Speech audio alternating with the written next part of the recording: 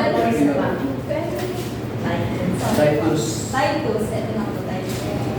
Or, pero nung pinakita ng Diyos na tagapagligtas natin kung gaano siya kabait at gaano tayo kamahal.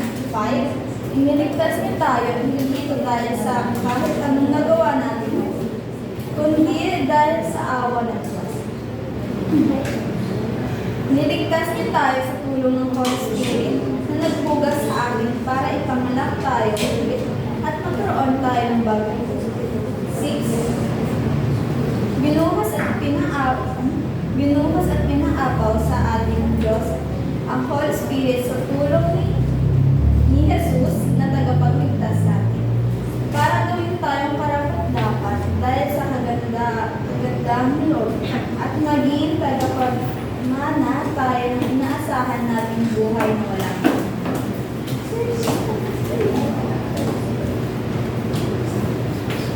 So, ulitin ko po yung ano po. Ang kaligtasan po ay dahil sa awa ng Diyos at sa bagong buhay na ibinigay ng banal na Espiritu po sa atin. No? Na born again po tayo, no? Tinanggap po natin si Cristo and yung na-baptize po tayo.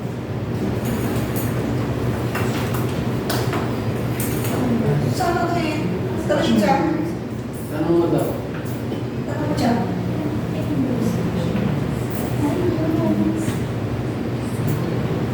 Tatanong mo kayo sa kanila. Sa kanila mag-dalawa. Tanong ko dito. Sige na daw, may tanong dito. Ano yung common denominator ng repentance at faith? Ano yung common denominator ng repentance at faith?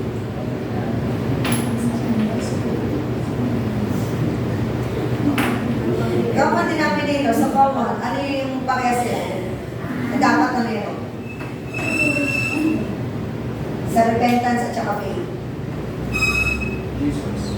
Ha? Physics? Jesus. Ano? Isa pa lang? Jesus. Yes? Yun yung ano? Center yan, parang class. Pero ano yung meron nun? Dapat po, para po sila kung dapat sincere. Yes. So pag sincere ka, Sincere. anong meron sila? Anong sincere? Saan ba yung sincere makikita? Yes. Saan nakikita yung sincerity? Yes. Saan nakikita? Saan daw? Oo. Pero saan siya nanggagaling? Sa puso. Yes. So, yung repentance, walang kwenta yan kung sa bibig lang. Tama ko? Ang faith din, walang kwenta yan kung nasa bibig lang din. So, lahat yan, ang common denominator is your heart. Okay? Ang tanong is, bakit kailangan natin magsisi ng kasalanan? Pwede ba ako hindi magsisi sa kasalanan ko? Ano ba? Go, go, go! Dito ka, go! Pwede, pero hindi ka makakarating sa kalwarian. Yes, alright. Tama ka, Tito Mel. Ang tama naman, everyone has free will. Binigay sa atin yan, tama? Yun, binigay sa atin yan. Pag nag-share tayo ng salita ng Panginoon, will na ng tao kung susunod siya o hindi. Pero kailangan ma-inform natin siya na itong number 4, ang kabayaran ng kasalanan is kamatayan. Tama? Mapupunta ka sa hell. Hindi naman yung totoo. Kasi sasabihin mo yun. And sa sulat po dito na, sabi dito sa verse, judgment. Sabi judgment. Ayun. 2 Corinthians 5:10 and 11. Yun yun. Kung bakit tayo may mga verses niyan, para yun ang depensa natin dun sa tao. Wala naman yan. Sinasabi mo lang yan. Hindi po. Ayon po sa Bible, sa 2 Corinthians 5, verse 10 and 11, everyone will be in front of Jesus Christ to be judged. Para malaman kung saan ka pa, sa heaven or sa hell. Okay? Kaya importante yung verse na yan. Akala mo, nakasulat lang dyan, hindi. Kailangan tandaan natin yan. Kahit simpleng word lang para to remind us, katulad ng John 14:6. Automatic na dyan, sanay natin narinig. Ano yan? Anong word dyan para matandaan mo about yun? Sige nga, ne. Anong word doon ang matatandaan mo tungkol sa verse na yan? Sige, si Tito na, yes, si Krisa. I am the way. Sa kaya nyo. So, I am the way, the truth and life. So, kabisado mo na. Okay? How about naman sa Romans 3:23?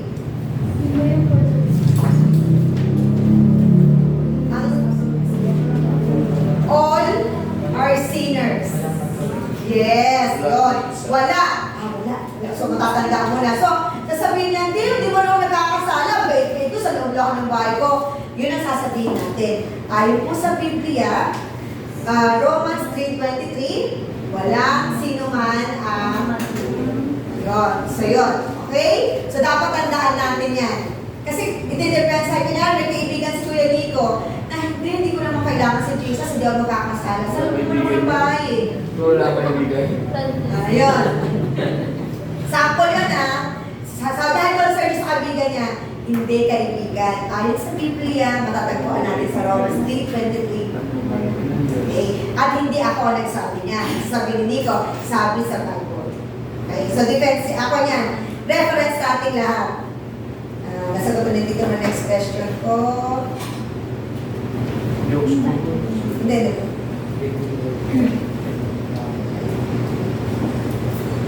Paano tayo naligtas? Sa pamagitan na yes, pamagitan ni Jesus Christ. Ng alin? Ng repent, yes. Pero anong ginawa ni Jesus Christ? Sinubos na tayo. Sabi sa Ephesians 1:7, basahin. Yun yun. Tayo ay niligtas by yes? Krisa, basa.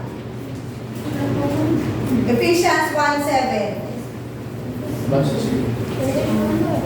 Wala, maintindihan niya. Tinakapos ni Christ ang dugo at buhay niya para So, okay? Hindi lang si Jesus Christ, kundi niligtas tayo sa pamamagitan ng kanyang dugo at katawan. Okay? Inalay niya. Hindi lang yun. Para mas detalyado. Malinaw? Tayo niligtas si Jesus Christ through His blood and ano yung word na namin? Katawan. Kaya tayo di ba umiinom tayo ng communion to remember the love of Jesus Christ sa bawat isa sa atin. Yun ang karugtong yun. Tama. Okay?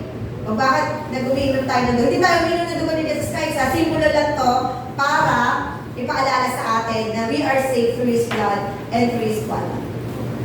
Okay? Question? Question? Si Linda. Yes, go. Guys, remind kung meron kayo nagugulahan na something about sa pag-usapan natin or anything else rather than sa pinag-usapan natin, it's best na mag-ask kay Lawrence pa. Okay, Brie kaya. May dala siyang laptop iPad. Maraming question doon na makaya sagutin. Kanino dapat magtanong? Ay, bakit sa akin? Dito, Ben! ACC. Ayun. Kanino? Ayan. Ano kasi po ba kami magtanong kay Papa Diego? Or kay Papa Diego?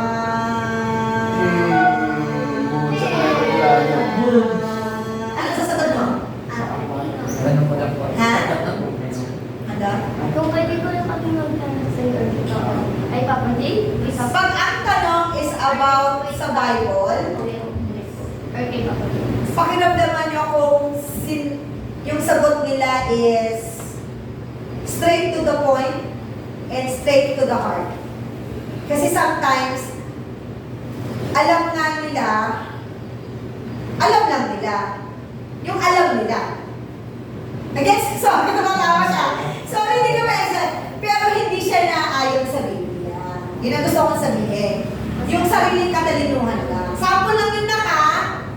So, nag-guess nyo, kaya ko itong sagutin ayon sa sarili kong kaalaman. Pero hindi naman pala yun naayon sa Biblia. Pero kung masasagot ni Kuya Jay na about sa Bible yun sinagot, it's okay. Or kung sa sarili mo rin na lang. Oo, malalaman Halimbawa, din. sasagot Kuya Jay, sabi nga sa John 3:16. Ayan. Yun. Basta lagi may siya tayo meron sa akin supporting documents. Malinaw? So, importante yung mga verses na yan. Kaya nasaan yung ganito nyo? Lagi ko po. Okay, very good. Huwag nyo wawalain yan. Pinaghirapan niya ni Kuya Nito. Kaya, diba? Okay? Iyak na siya.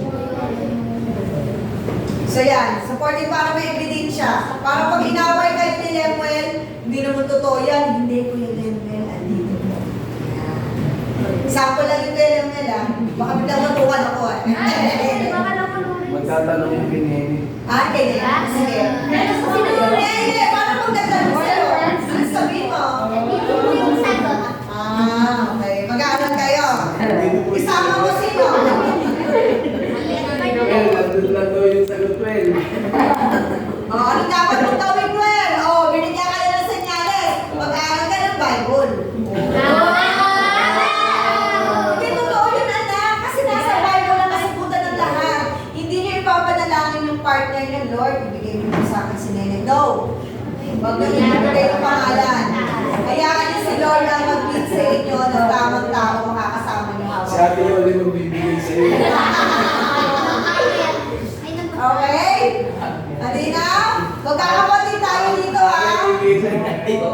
Malinaw tayo, magkakapatid tayo, okay lang rush-rush.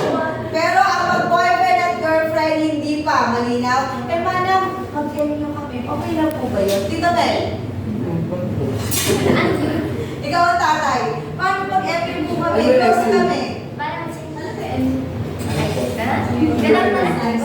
Mutual honors, ano nila alam? O kaya close friend ko siya, kunyari. Mamaya magulong usapan yun. Ah, tama, magulang ko siya. Wala pang label. Lagyan yung muna sa speaker. Okay? So, walang ligawan. Malinaw? Parang yung speaker. Bago manligaw, boys, anong first step? Yes, oo, tama yung partner nila.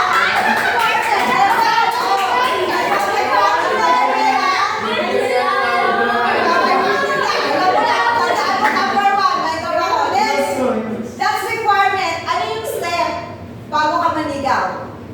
Kailangan. That's requirement. Yes. Nalimutan din ang topic sa ka. Ano sabi? Parang marinig na lahat ng boys. Ha? Naisipon daw siya. O kasi ikaw. Ano po, hindi mo nang gagawin kay Pastor ko. Kung nasa tama yung para nag-google na. Hindi now? Mag-a-ask kayo pa sa iba na hindi ako kay Pastor. O kanina Eh, ko paano nalala. bago kayo dumating dito? Kayo na. Ha? Sinagot ko yan. Ano sinagot ko, Avril? Meron kami sa ka. Dinerecho ko sinagot. Sinagot ko. Ano kaya makinig kayo sabi ni Avril? Kasi ng topic namin yan eh. Ano sinagot Ano ko? lang lang kayo? Ano po, pag-usapan po, tas, ano po, separate. Ano? Separate. Separate. Separate. Ngayon ko ayaw na sumunod, hindi, will nila yun eh. So, ibig sabihin, anong consequences nun? Anong consequences? Ano na? Very good. Very good. Gets nyo? Kung hindi tayo sumunod sa advice ng matatanda, Paano po kung ang age is 30 na? o teka lang, 30! Then, ano yung requirement? 30. O, 30, ano yung requirement? Tapos sa pag-aaral. Okay. At tapos, nanliligaw na siya. O, ano unang gagawin niya muna? Teka lang, ano unang nang gagawin? May tapos na sa pag-aaral, may trabaho na si Jay. O, ano unang nang gagawin? Anong yung gagawin? Oo. DJ? O, Pipilay. yes, tapos, yes, magtatanong kay Pastor. Yes, Benito. Manang halimbawa po, 30 na po yung age nila. Tapos pagdating po nila dito sila na po. Ha? Wala?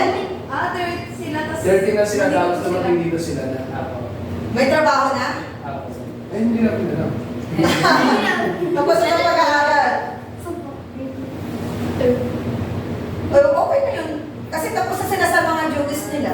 May trabaho na sila, tapos sa pag-aaral, at okay naman sa magulang.